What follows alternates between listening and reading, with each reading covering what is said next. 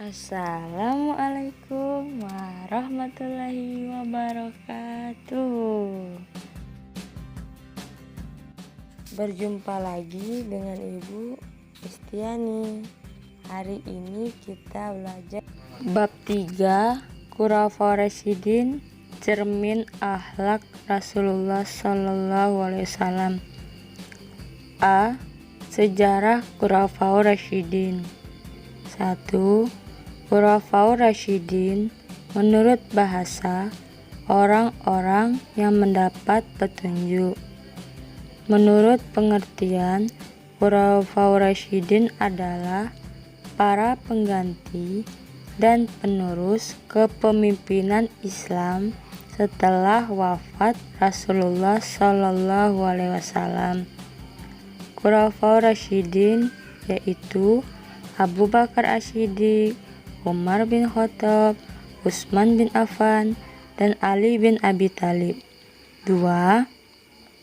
Khulafaur Rasyidin diangkat melalui proses yang berbeda-beda. Khalifah pertama Abu Bakar diangkat berdasarkan musyawarah antara kaum Muhajirin dan Ansor secara mufakat. Khalifah kedua Umar bin Khattab dipilih berdasarkan penunjukan langsung oleh Abu Bakar yang disetujui oleh umat Islam. Khalifah ketiga Utsman bin Affan dipilih melalui tim formatur yang dipilih oleh Khalifah Umar bin Khattab. Sedangkan Khalifah keempat Ali bin Abi Thalib. B. Model kepemimpinan Khulafaur Rasyidin. 1. Khalifah Abu Bakar memprioritaskan permasalahan di dalam tubuh umat Islam. Hal ini akibat bermunculannya pemberontakan terhadap khalifah setelah Nabi Muhammad wafat. Para pemberontak menyatakan keluar dari Islam. Sebagian orang ada yang mengaku sebagai nabi dan menentang untuk mengeluarkan zakat. Khalifah memegang kekuasaan penuh dalam mengatur pemerintahannya. Khalifah Abu Bakar menunjuk langsung penggantinya. Adapun prestasi Khalifah Abu Bakar adalah memerangi kelompok pembangkang, kodifikasi Al-Quran, dan perluasan wilayah. 2. Khalifah Umar bin Khattab memproklamirkan sebagai Amirul Mukminin. Karakter Umar yang tegas dan keras mempermudah perluasan wilayah Islam. Selain itu, merapikan sistem administrasi pemerintahan, mendirikan sistem pengajian, dan menetapkan kalender Hijriah. Prestasi Umar bin Khattab yaitu perluasan daerah Islam, administrasi keuangan, dan menetapkan tahun Hijriah. 3. Khalifah Utsman bin Affan melanjutkan program Khalifah Umar bin Khattab dalam memperluas wilayah Islam. Kepemimpinan Utsman bin Affan membuat banyak kecewa umat Islam karena usianya yang sudah 70 tahun dan karakternya yang lembut, ditambah kebijakannya dengan mengangkat kerabatnya menduduki jabatan penting.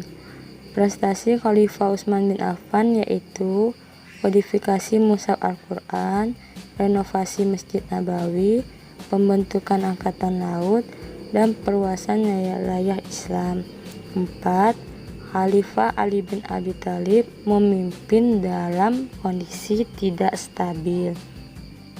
Beliau menghadapi pemberontakan dan menolak pengangkatan beliau sebagai khalifah. Ditambah kebijakannya memecat para gubernur yang tidak kompeten, yang mayoritas kerabat dari Utsman bin Affan.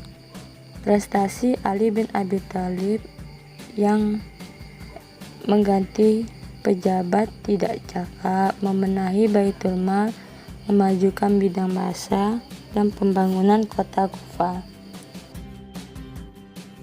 Kesimpulan dari bab 3, Khulafaur Rasyidin, cerminan akhlak Rasulullah. Yang pertama, sejarah Khulafaur Rasyidin. Setelah Nabi Muhammad wafat pada hari Senin tanggal 8 Juni 632 Hijriah, maka daripada itu umat Islam pun berganti kepemimpinan. Ada 4 orang setelah Nabi. Yang pertama Abu Bakar As-Siddiq, Umar bin Khattab, Utsman bin Affan, dan terakhir Ali bin Abi Thalib. Mereka semua memiliki model kepemimpinan masing-masing. Model kepemimpinan Abu Bakar itu lebih ke internal, bahwasanya Abu Bakar berusaha agar nabi-nabi palsu itu diberantas, orang yang gak membayar zakat itu diberantas juga, dan berusaha mengumpulkan para penghafal Quran yang masih tersisa setelah perang Yamamah. Beliau memerintah selama kurang lebih 2 tahun. Selanjutnya Umar bin Khattab, khalifah yang sangat tegas, pemberani dalam memimpin. Umar bin Khattab tidak segan-segan menghukum orang yang melanggar hukum, termasuk anaknya sendiri. Umar bin Khattab itu beliau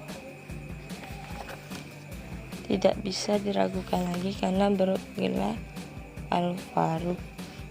Al-Faruq itu berarti pembeda antara yang batil.